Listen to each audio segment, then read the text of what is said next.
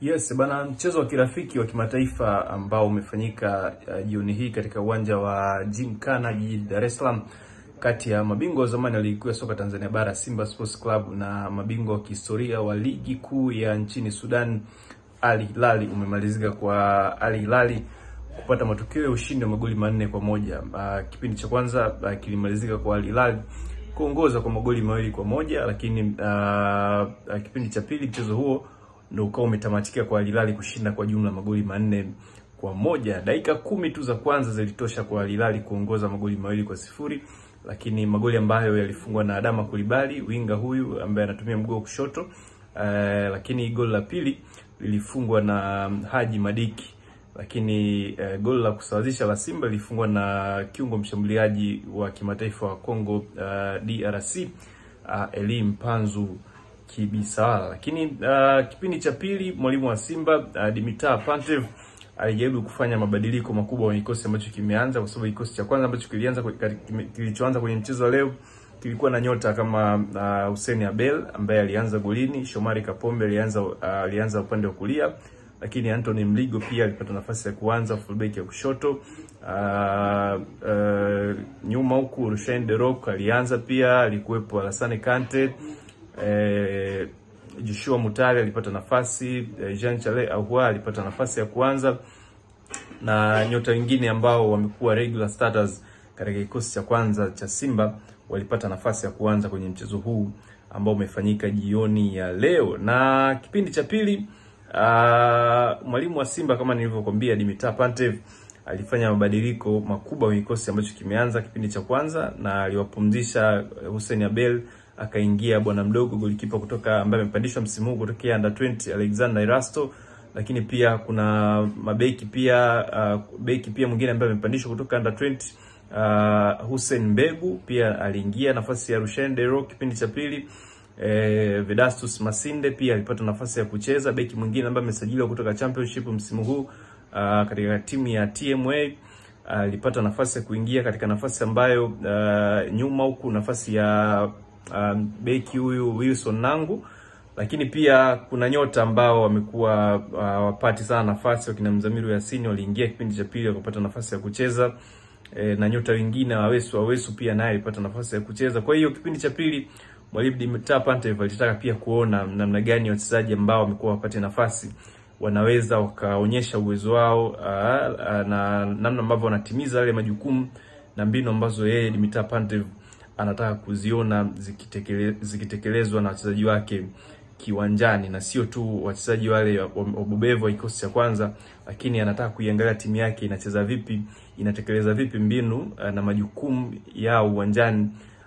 kiujumla, sio tu kile kikosi cha kwanza, lakini anataka kuona timu nzima, namna wachezaji ambao wameelewa falsafa zake na namna ambavyo wanaelewa majukumu ambayo anawapa katika kiwanja cha mazoezi pamoja na kiwanja cha mchezo husika. Lakini ndio hivyo, mchezo kwa umemalizika kwa magoli 4-1, wakifunga magoli 2 kipindi cha kwanza, lakini pia Simba wakiruhusu magoli mengine 2 kipindi cha pili. Nilikutajia hapo wafungaji wa Al Hilal kwamba alikuwa ni goli la kwanza lilifungwa na Adama Coulibaly, nyota huyu hatari kabisa kutoka Senegal, lakini pia goli la pili lilifungwa na Haji Madiki. Lakini kipindi cha pili magoli 2 ya Al Hilal yalifungwa na nyota mmoja anafahamika kama kiungo mshambuliaji anafahamika kama Sunday, ambaye yeye alifunga magoli 2 kwenye nyavu za bwana mdogo Alexander Erasto. Bana, Simba nikufahamishe tu wanajiandaa na mechi ya kimataifa ya klabu bingwa barani Afrika weekend ya mwishoni mwa wiki ambayo inaanza kesho. Watakuwa huko Eswatini wakipiga na Nsingizini Hotspurs, lakini pia Al Hilal wao wanajiandaa pia na wao na mchezo unaofuatia wa kimataifa katika hatua hizi za klabu bingwa, katika hatua hizi za awali za kufuzu makundi ya klabu bingwa barani Afrika. Bana, ni hayo tu. Nafikiri taarifa nyingine zaidi tutaendelea kupashana hapa katika channel yetu ya Mtani TV. Endelea kusubscribe, endelea kushare na kulike taarifa zetu ili uwe wa kwanza kupata habari moto kutokea hapa Mtani TV. Yes, bana, mchezo wa kirafiki wa kimataifa ambao umefanyika jioni hii katika uwanja wa Gymkhana jijini Dar es Salaam kati ya mabingwa wa zamani wa ligi kuu ya soka Tanzania bara Simba Sports Club na mabingwa wa kihistoria wa ligi kuu ya nchini Sudan Al Hilal umemalizika kwa Al Hilal kupata matokeo ya ushindi wa magoli 4-1. Kipindi cha kwanza kilimalizika kwa Al Hilal kuongoza kwa magoli 2-1, lakini kipindi cha pili mchezo huo ndio ukao umetamatika kwa Al Hilal kushinda kwa jumla magoli 4-1. Dakika 10 tu za kwanza zilitosha kwa Al Hilal kuongoza magoli 2-0, lakini magoli ambayo yalifungwa na Adama Coulibaly, winga huyu ambaye anatumia mguu kushoto, lakini goli la pili lilifungwa na Haji Madiki, lakini goli la kusawazisha la Simba lilifungwa na kiungo mshambuliaji wa kimataifa wa Kongo DRC Elie Mpanzu Kibisawala. Lakini kipindi cha pili mwalimu wa Simba Dimitar Pantev alijaribu kufanya mabadiliko makubwa kwenye kikosi ambacho kimeanza, kwa sababu kikosi cha kwanza ambacho kilichoanza kwenye mchezo wa leo kilikuwa na nyota kama Hussein Abel ambaye alianza golini, Shomari Kapombe alianza upande wa kulia, lakini Anthony Mligo pia alipata nafasi ya kuanza fullback ya kushoto. Nyuma huku Rushaine De Reuck alianza pia, alikuwepo Alassane Kante, Joshua Mutale alipata nafasi, Jean Charles Ahoua alipata nafasi ya kuanza, na nyota wengine ambao wamekuwa regular starters katika kikosi cha kwanza cha Simba walipata nafasi ya kuanza kwenye mchezo huu ambao umefanyika jioni ya leo. Na kipindi cha pili mwalimu wa Simba kama nilivyokuambia Dimitar Pantev